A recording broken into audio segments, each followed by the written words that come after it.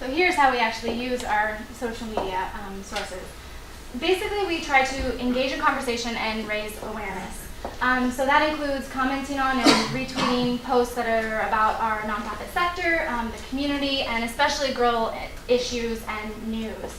And so that's where we really focus a lot of our attention. Obviously, we have other relationships with staff and volunteers that we also spend a lot of time focusing on. Listening and responding is all the experts say, self-acclaimed or otherwise, that listening is the best way to enter social media. So that's exactly what we did when we first started, and I really try to make an effort to do that a little bit every week. So what are people saying? How are people using the network? Because it does change constantly. And so best practices change, and so listening, especially to some key influencers or key nonprofits in the area or girl experts, allows me to respond in a manner which reflects, their communication style through that network. Relationship building is particularly important for us, for volunteers. If they have any questions or concerns, there are a handful that use Twitter to communicate, and so then we can then answer questions. We've had in the last couple weeks about 3 or 4 people interested in volunteering, so I was able to direct them to our website from Twitter to apply to be a volunteer. And relationship building is also important for us for local nonprofits and media contacts, as I said before, for collaboration purposes, story ideas, and so on and so forth. And fundraising is our last priority. What we've discovered, and I think what tends to be the trend for social media, is that you're not going to raise a lot of money directly through Facebook or Twitter. But it's that creating awareness of your campaign and driving users back to our website that really generates that response. So that's what we've discovered. And Aubrey mentioned the listening and responding, how important that was. When we first started out, we were a little bit more just broadcasters. We did listen and we responded to direct, dialogue towards us, but we didn't as much, go out there and comment on other people's profiles or comment on blogs. But I think that's really what's getting us the traffic now and getting people more engaged with us and finding new audiences is actually proactively going out there and commenting on people's profiles on Facebook and sending them notes specifically to that. So we have just a sample of a few of our favorite tweets. Just to provide you an example of different methods that we use Twitter. For example, for the Indy Star, we retweeted a chat about bullying, and we participated in that, so we broadcasted that and connected with Indy Star that way. We try to connect with National Girls Inc. And build relationships even broader than Indianapolis. Sarah Kathleen is a volunteer, and so we love when volunteers tweet things like, finished my first session of Work It Out with Girls Inc. Indy, love being at Washington Irving, great group, girls and staff, wonderful. So we really focus on that as well.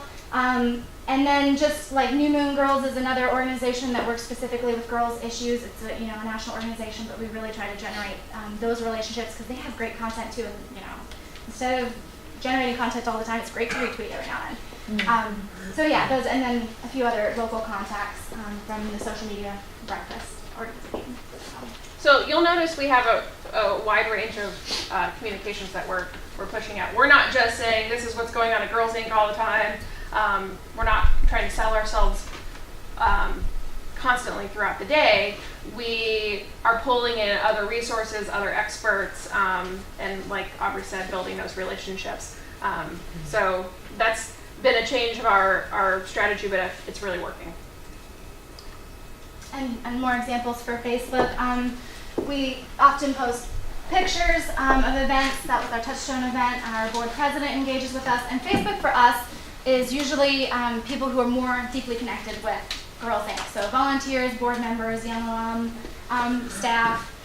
And so we don't post quite as frequently, but we do try to generate responses from those more dedicated users. So those are just some examples. Our strategy. So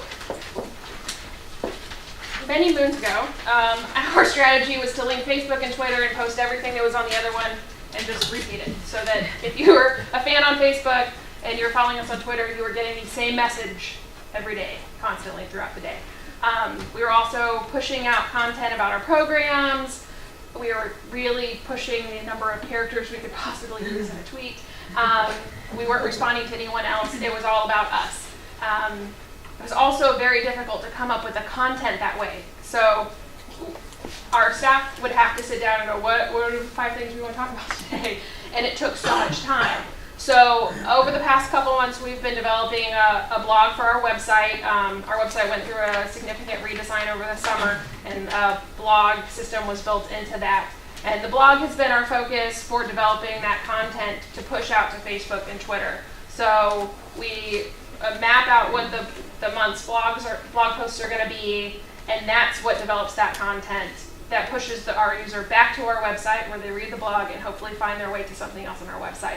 Our website is very focused on taking an action.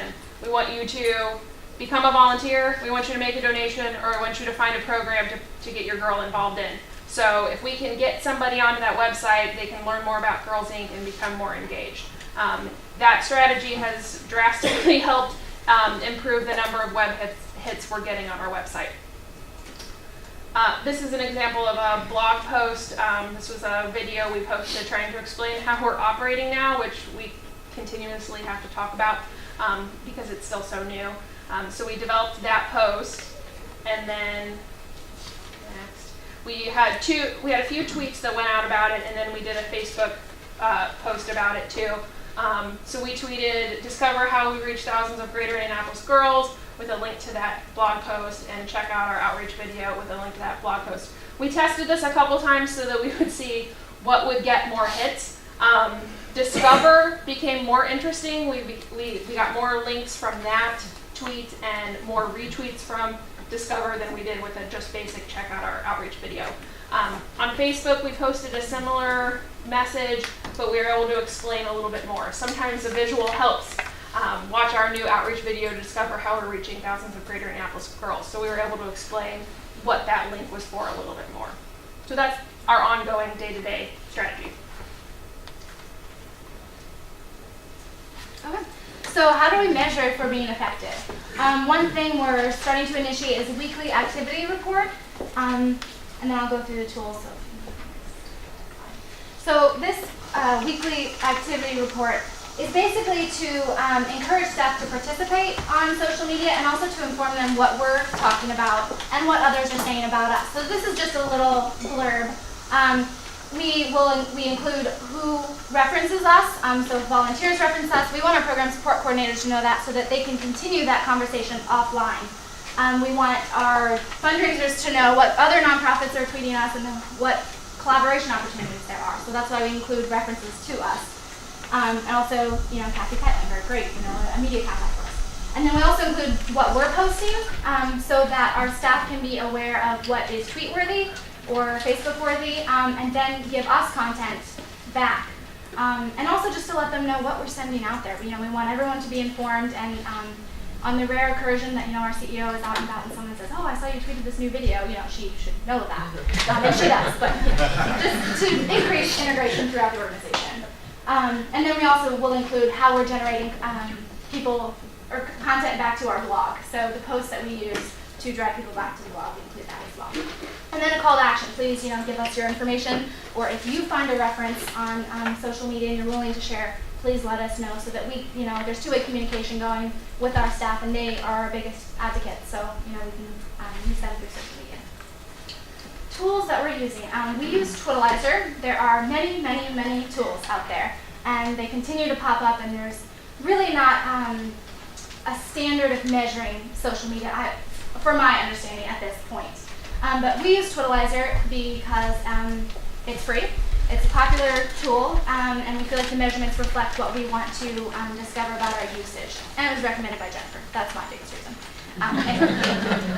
So this is just a sample. Impact is one area that we track, and the numbers are low, right? This is the entire Twitter sphere, and so we try not to get wrapped up in the fact that it's 0.5%, but that we're growing. It was 0.1 a couple months ago, so we're improving. So impact basically is a combination of everything. It's our followers, our references, our retweets, how often we're retweeting, and how frequently we're updating posts. So it's sort of an all-encompassing number. So we for sure track that. We track influence, which is the likelihood that we'll be retweeted or referenced, which is, again, what we want.